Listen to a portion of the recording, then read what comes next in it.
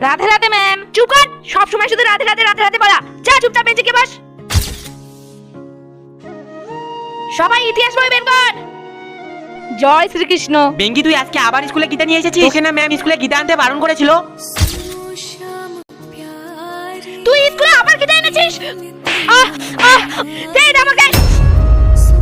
Ma'am, আমি আপনাকে কথা দিচ্ছি, আপনি আজকের পর থেকে আর কোনোদিনও এই স্কুলে গীতা দেখতে পাবেন না। কারণ আর আগে দেখতে চাই আপনি কাকে ভালোবাসেন, সুন্দরী মেয়েটাকে না কলিজার বাবাকে? যারা যারা কলিজার বাবাকে ভালোবাসেন তারা এক্ষুনি চ্যানেলটা সাবস্ক্রাইব করে একটা শেয়ার করে দিবে আর কমেন্টে লিখে যাবে আই লাভ বাবা। আর যারা বাবাকে ছাড়া সুন্দরী মেয়েটাকে ভালোবাসো তাদের এগুলো কিছুই করতে হবে। আজকের পর থেকে আমি কোনোদিনও আর এই স্কুলে আসবো না।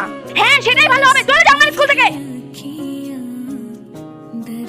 ম্যাম, আমরা আর পড়বো না, আমরা চলে গেলাম। কেন, তোদের আবার কি হলো? কারণ যে স্কুলে টিচারের কাছে গীতার কোনো সম্মান নেই সেই স্কুলে আমরা পড়তে চাই না। বাচ্চারা তোরা দাঁড়া, আমি আমার ভুল বুঝতে পেরেছি। তোরা এই স্কুল ছেড়ে যাস না প্লিজ।